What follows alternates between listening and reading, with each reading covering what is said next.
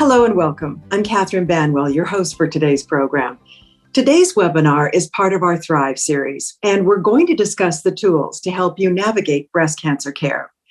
Before we get into the discussion, please remember that this program is not a substitute for seeking medical advice. Please refer to your healthcare team about what might be best for you. Well, joining me today is Dr. Ramaswamy. Welcome. It's so good to have you here. Would you mind introducing yourself?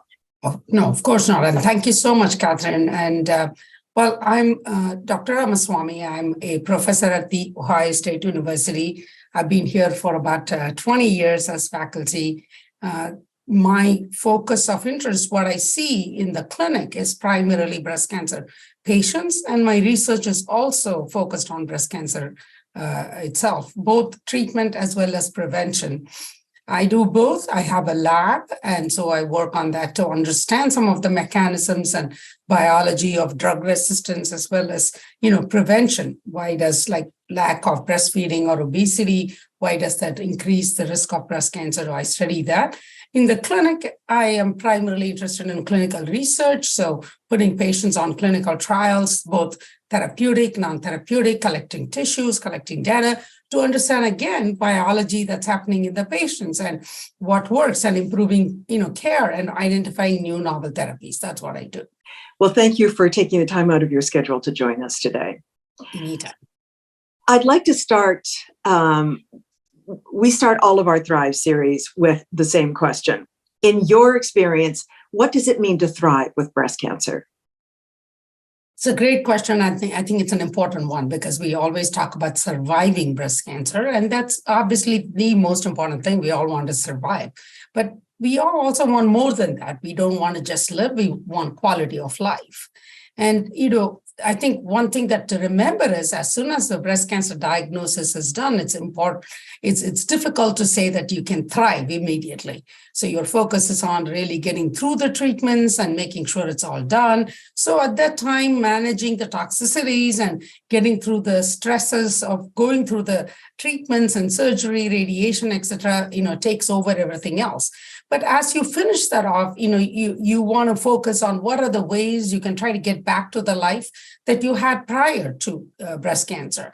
Now, it's difficult and it's almost impossible to forget the big C word in your life. So that's going to hang, and that's going to kind of, make anything you look at, your perspective is slightly different. I mean, every pain could be, worrisome because could it be a recurrence as the cancer spread? Or, every bad news about another person could, you could, transport that about yourself and then kind of worry about what could happen to you. Every visit to the doctor, and particularly your oncologist, is going to bring back memories. So there are certain things that you can't take away, but time can heal those.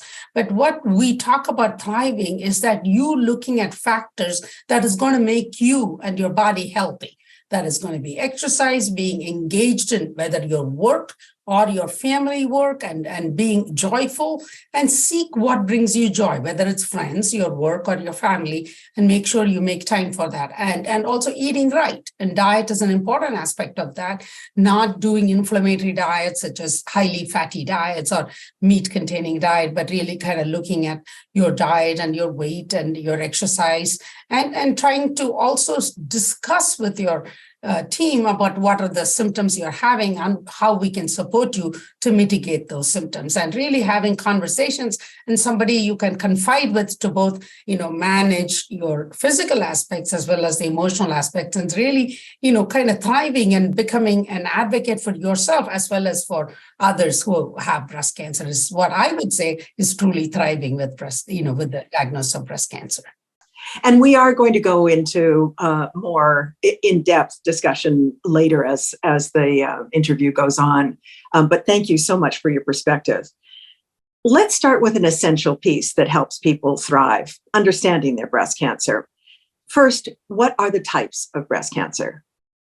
Yeah, and I think that's extremely critical. Empowering your the patient with the knowledge of the type of breast cancers and what's the outcomes and why they are getting some treatments and what to look for is probably one of the most important things to do. And part of it lies primarily with the providers to ensure that education empowerment, but part of it also lies on the part of the patient to make sure they ask the right questions and learn about their breast cancer. So the type of breast cancers you have that are hormone receptor sensitive breast cancer, that means your tumor would be positive for estrogen and or progesterone receptors, and it depends on estrogen and or progesterone for its growth and well-being.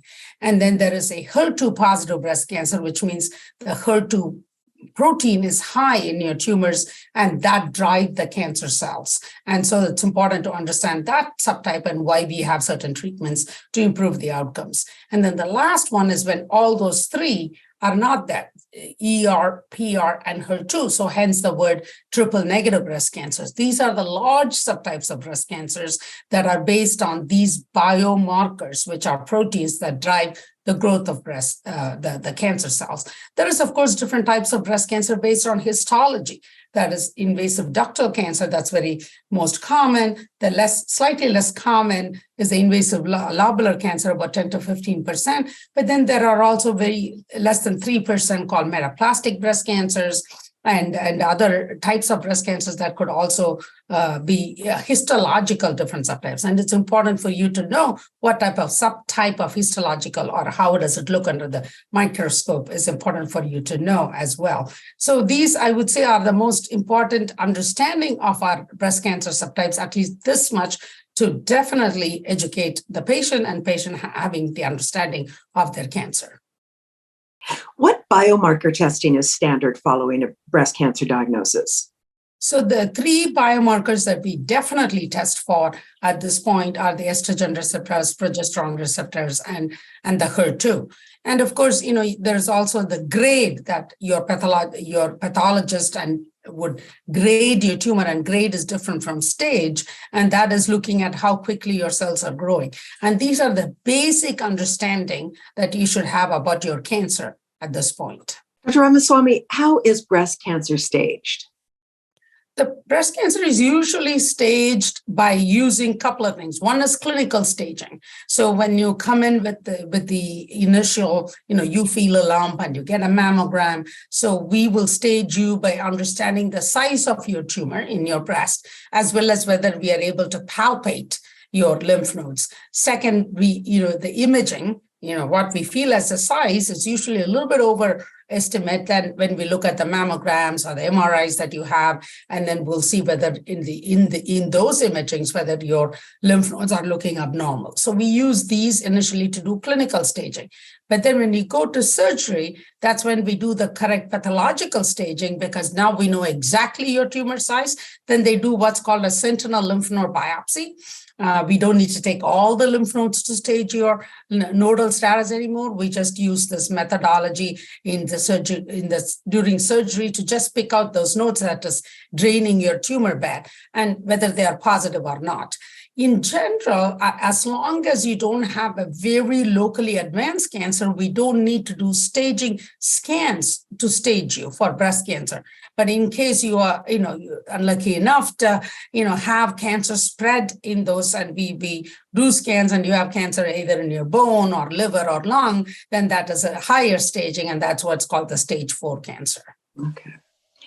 Another key component of thriving is finding a treatment that is right for your disease. What are the considerations that guide a treatment decision? Yeah, great question. So what we just talked about, the two things that are very important for us to make a decision, and that's where we have come far in the last 20, 25 years, is because we are not just taking the staging. That is anatomical staging, meaning what's the size of your tumor and the lymph node involvement. We use those. That is important for us because that obviously changes the risk. The higher the stage, the higher risk of recurrence. The higher the risk, we have to do more treatment to get a benefit, right? So that's one side. But what we have come to understand is biomarkers are very important. That is biology of your tumor. So the grade, how quickly it's proliferating, although it's not a biomarker, but it tells us a lot.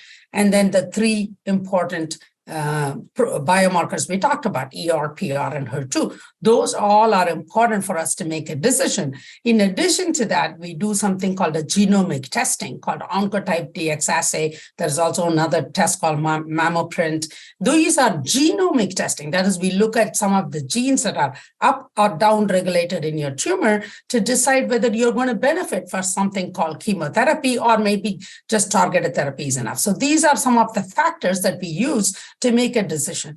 Now, do we use age and your performance status, meaning how well you are? Do you have comorbidities? Do you have bad diabetes? Do you have heart disease? Yes, they all go into that whole treatment decision, but the primary is made out of biomarkers and genomic testing and anatomic, and the rest are, additional, factors that go into our decision making. Yeah. What about metastatic disease? Are the considerations different when it comes to treatment? It is a little bit different because the first thing that we have to understand is when we are seeing them in stage 1, stage 2, stage 3, which is, stage 4 is metastatic, stage 3, our goal is a curative. We're trying to really throw the kitchen sink, although that's really not what we do. We're trying to still be tailored therapy, but we're trying to do everything we can to prevent a recurrence. But now when you have a stage 4 disease, that is the cancer has spread, so that is the horses have left the barn in the breast and has gone and settled in distant organs and gone. Our goal is to try to, contain the disease. So prevent further progression, prolong the life and survival, and also improve quality of life. So there are those considerations. The biomarkers still go into consideration. We ensure we biopsy the metastatic site and look for those biomarkers. We do the genomic testing, gene sequencing of this. That will also, help with our decision making. We, of course, look for clinical trials because new novel therapies are always more important. But these are the other factors. And of course, performance status, that is how well you are, how well your organs are functioning, and what's your age and how that affects your morbidity. All of those are also important. What questions should patients ask about their treatment options? I think the most important thing is to understand what you have first. So, the doctor will talk to you about what histological type of breast cancer you have. They'll also talk to you about, what biomarkers you have, and they will also talk to you about the treatment options, which could be, chemotherapy versus targeted therapies, and what are the outcomes from those using clinical trials. So I think the questions that you have to ask them is that, what do you feel like is right for your body, right? It's important that what you have, some of the preconceived notions that we all carry, that's, bias and preconceived notions is just a normal, natural way of learning. And so, ask about those fears, ask about those hopes that you have. And if your hope is, hey, can I do as well without chemotherapy? Ask that question. So, and, it's important to understand the side effects and the outcomes of each therapy. It may also be important for you if you really don't want to have treatments to understand if you don't get treatment, what are your outcome changes? So those are, I think, the important thing. And then what that does mean to you. What do you want out of your life? Longevity, quality of life, how long will your quality of life be affected? And, how does that impact your understanding of what you want out of your life? I think those are important for you to ask, and make sure you have a friend or a relative with you so that, not everything is going to go in at the first or the second visit. So you have someone else who's taking notes. Yeah, good idea. Are there emerging therapies that are showing promise? Oh my God, there's just tremendous emerging therapies that are showing extraordinary progress. And I talk about this to my patients all the time. I mean, I tell them, like 2 years ago, say in a patient with metastatic disease, I'll say, last year, this drug wasn't approved. This drug is now approved for you to be given, and it shows extraordinary effect. So every year we have new drugs getting approved, and we are also trying to get, it used to be a little bit of a riches on the HER2 positive disease. And now we're seeing definitely a lot of riches on hormone receptor positive disease. And I think we're starting to see some new, particularly immunotherapy and other targeted therapies showing some response in triple negative breast cancer. Now, I know that's a place that we still need to, see more newer therapies, but overall, overall, in the stage 4 setting, we have really many options to keep them in good quality of life and longer. But people will ask, really, why do I even need to get to stage 4? Really look at me and improve curative setting. And that, again, we're able to pick the higher risk patients, what it means to have higher risk disease, how do we target them, newer drugs to target them. So I think, in so many ways, we're doing better. And we're also getting to a place, can we detect higher risk patients, not just by their initial diagnosis and response, but follow them sequentially by, circulating tumor cells. And we're, getting to that place where we can actually do circulating tumor DNA. So just isolate the DNA and we know what will belong to the tumor, and then circulating tumor cells serially even after your curative therapy. And so that is something that's getting approved. And, so we are not only seeing treatment, but we're also trying to see better detection of that recurrence. So I think we're in so many ways improving. And I am, I've been in this for 20 years. Some of the things that I thought was a dream is coming true. So it truly, just keep living well and keep thriving. There are options. Yeah, it's positive. Yes. Dr. Ramaswamy, along with treatment can also come side effects. What are some common side effects of breast cancer treatment? Yeah, great question. Again, an important question for you all to consider. So, let's divide our treatment to targeted therapy and chemotherapy. The targeted therapy could be, the estrogen receptors and then the HER2. Because the HER2, again, remember that biomarker, and then the chemotherapy that any patient with breast cancer could get, including, of course, the triple negative.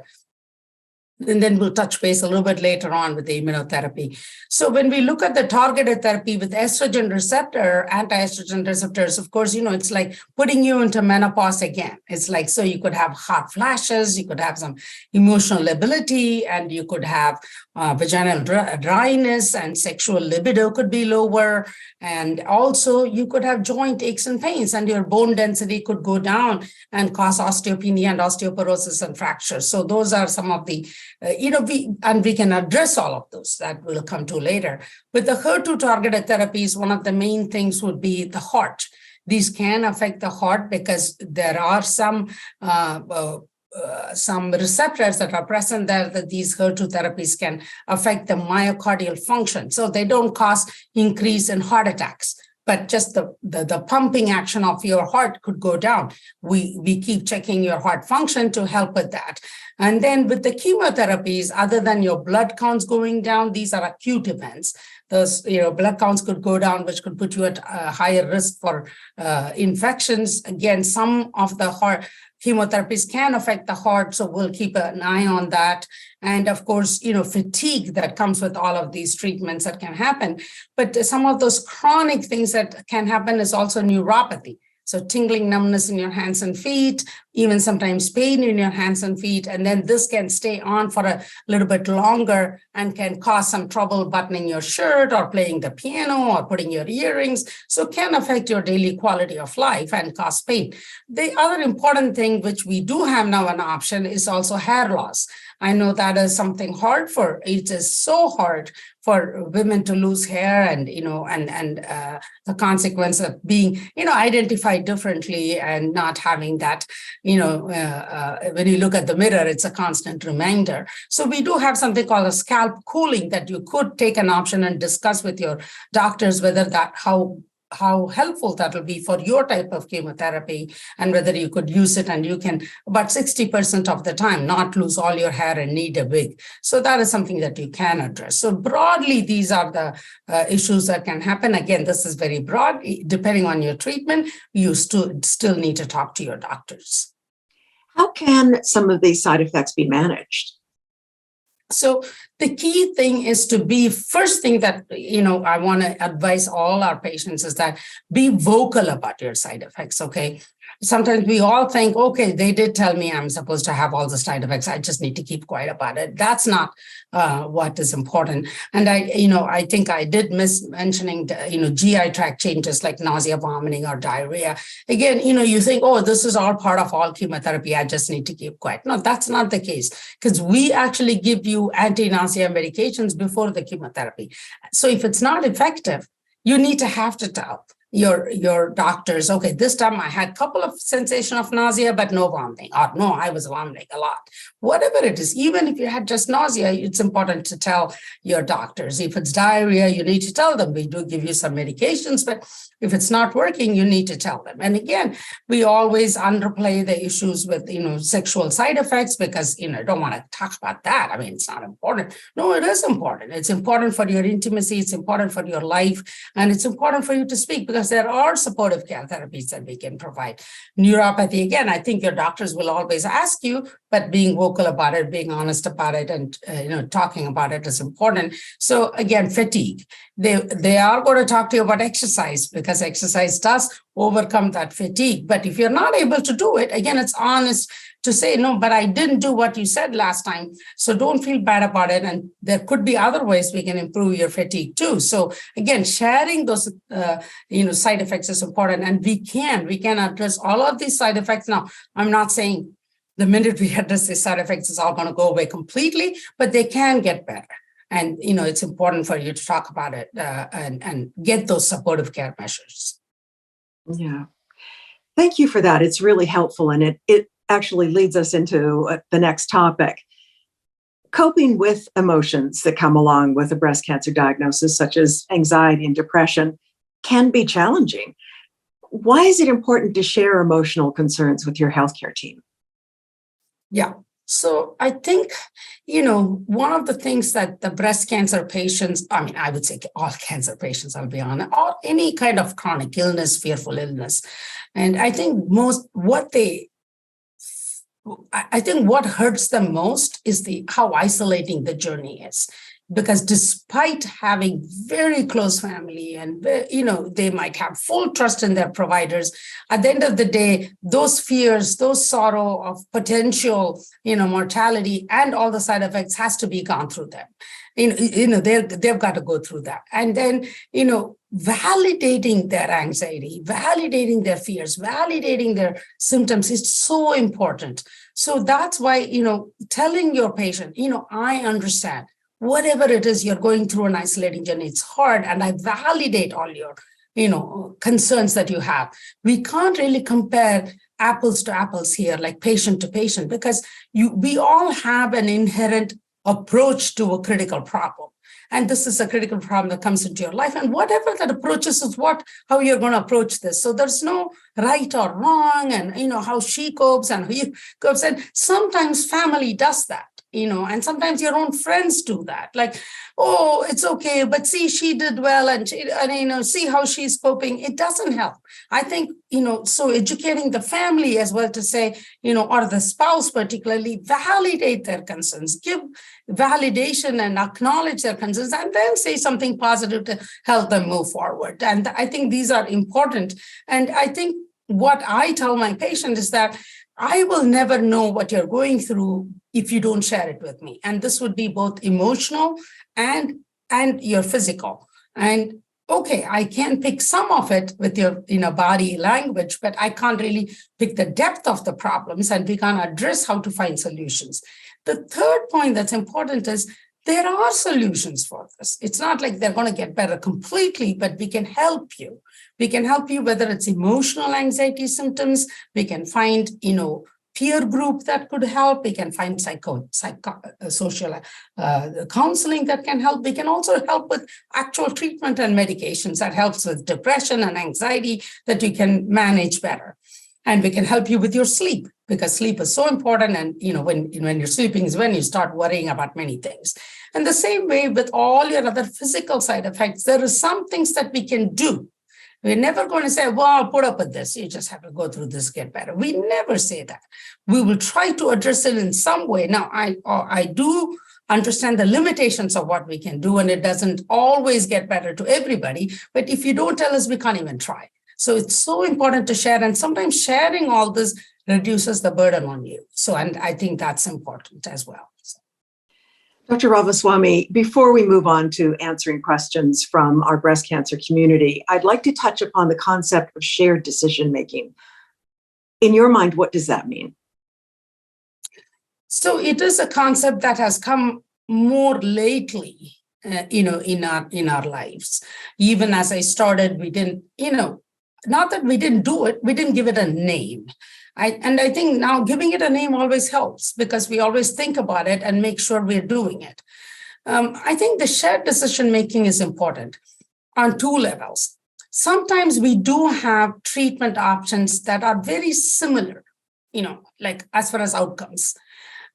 So it is important to understand what are the goals of the patient.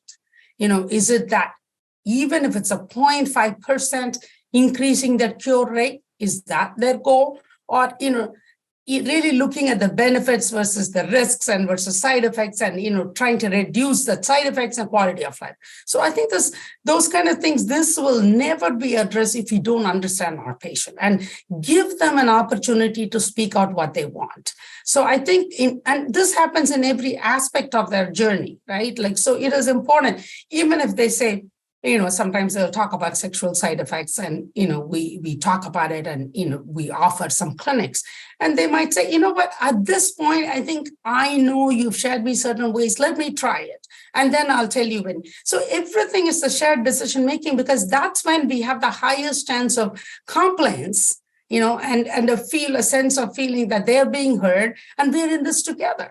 And if we are not in this together, it is almost impossible to get the best outcomes, both from quality of life and also survival. So that's where the shared decision-making comes to. So understanding the patient better and the patient understanding their outcomes better.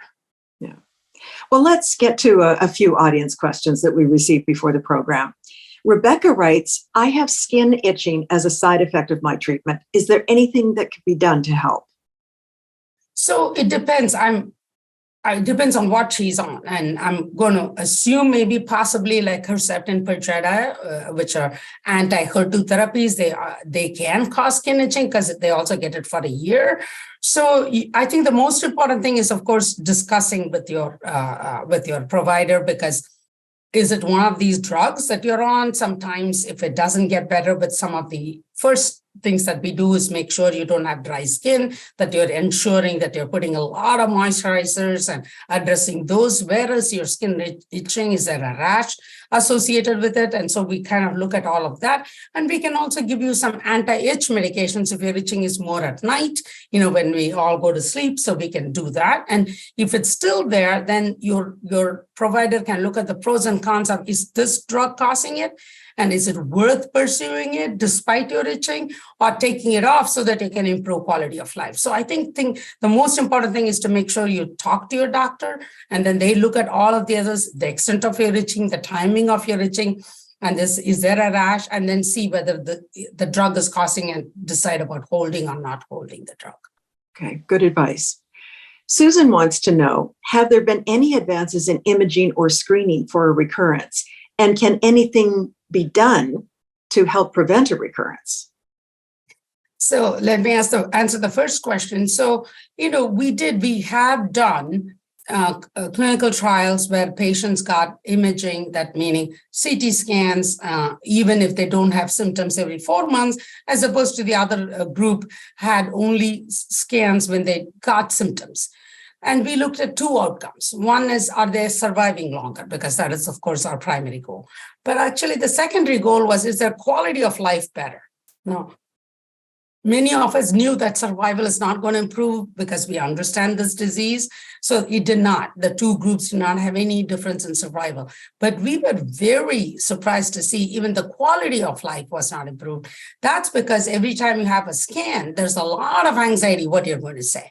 And then if there's some ditzel somewhere that could be nothing at all, now they say, well, not sure whether it's inflammatory or metastatic. Now you have to go on biopsy. Now the biopsy can lead to some some complications. Or sometimes we'll say, no, we can't biopsy it. We're going to watch it closely. Now it's easy for me to say, and then I walk out and go and see a next patient, but you're going to carry this heavy burden in your mind and, think about, oh my God, 4 months, I'm going to wait. What if it's grown? So there's a lot of anxiety that induces that, that we're not able to address. So that's why we don't do routine imaging for all patients, but we have a very low threshold to do the imaging if you have symptoms that we are concerned about. And I generally educate my patients, any persistent progressive symptom. So 2 Ps, persistent progressive symptom, please call. Don't even wait for the next, appointment, and then we'll move forward from there. So as far as imaging, I can't say that we have a better tool to identify those little mets and do something better. But like I had said before in this particular meeting, we are now looking to see whether we can find that circulating tumor cells or circulating tumor DNA. And if that proves out to be good, we have some late, FDA approval of a test. But if it is going to impact patients' lives by, doing this on a routine basis, and we think we can start treatment earlier and impact their outcomes, you're going to have another test that we can do, which is even simpler, which is just a blood draw test. So I think we are going in that direction, and we'll know a little bit more soon. Now, your second question was, can we prevent a recurrence? So everything that we're doing is to prevent a recurrence, right? Because if you think about it, your tumor is going to be removed by surgery, and so it's out. And, we're going to do additional radiation, which, to just kind of pick those little cells if they're left. And, in certain circumstances, I would say in most circumstances, we would do radiation. But we are also doing all these treatments that we talked about: chemotherapy, anti-estrogen therapy. We're doing it longer. We're doing anti-HER2 therapy. We're trying to pick those high-risk patients who didn't respond so well. We're giving them more treatments to treat. They're all to prevent a recurrence. That's what we're doing. But we did talk about 2 other things as well: exercising, eating right, making sure you're not gaining weight, and making sure you're engaged, because your reduced stress and lack of increased happiness improves good cells in your body, less inflammation in your body. All of this will help, okay? And no doubt, all of this is to help your reduce your recurrence. But the thing is, what we are not able to say to a patient is that, okay, we've done all this, 100% you're not going to have a recurrence. We don't have that level of confidence in what we do. We can say you reduced your risk of recurrence, but we can't just say you have 0 chance of recurrence. That's where we still can improve and will continue to do better. So. Thank you for those responses, Dr. Ramaswamy. And please continue to send in your questions to question@powerfulpatients.org, and we'll work to get them answered on future programs. Well, to close out our conversation, Dr. Ramaswamy, I'd like to get your thoughts on where we stand with research progress. Are you hopeful? Extraordinarily hopeful. I mean, and I'd say this, like I even said before, some of the things I was skeptical about, I have to pull back my skepticism, which I'm very, very happy about. The role of immunotherapy is starting to come into breast cancer, newer drugs. Oh my God, therapeutics has improved our understanding of how to prevent these cancers, picking up those high-risk patients, looking at these liquid biopsies, our understanding of genomics and precision oncology. I just have so much hopes. And management of brain mets with radiation treatments that are so targeted, improving, reducing, or mitigating the side effects with the less treatments for those patients who have less risk. I mean, in every possible way, we are improving the way what we are doing. Can we do better? Particularly in some areas, I do want to bring it out. I think we still lag behind in health equity. I think still a African-American patient with a breast cancer has higher risk of dying from breast cancer. We haven't really impacted it as well as we can do. I think understanding the ancestry, understanding, the risk, understanding the lifestyle behaviors that increases the risk of these aggressive cancers, say in African-American women, and those are, very, very important. Prevention is so much better than cure, right? So I think a little bit better of our understanding on prevention and the equity both access and understanding the biology and treatment, improving our clinical trial accruals. We still only, even in the best cancer centers, we only accrue 25% of our patients, 15 to 25% of our patients into cancer clinical trials. And look at the changes we've had. But imagine if we can put 50% of our patients on clinical trials, we'll double the progress, because without those clinical trials, none of these drugs can be approved. So what is today in a clinical trial is what is a tomorrow approved drug. So our understanding and talking about that becomes very, very important for us. And then, I think lastly, there are some breast cancer, like invasive lobular cancers, that are only 15% that we still don't understand as well. And so there are some more little pockets that I think we still need to understand. Male breast cancers are slightly start to increase. We need to improve. So there are areas we can do better, but overall, it's absolute promising and very, very happy today. Our research is going really well. And it's impacting patients' outcomes. Dr. Ramaswamy, thank you so much for taking the time to join us today. Thank you so much for taking this to the patients. I appreciate you. So thank you.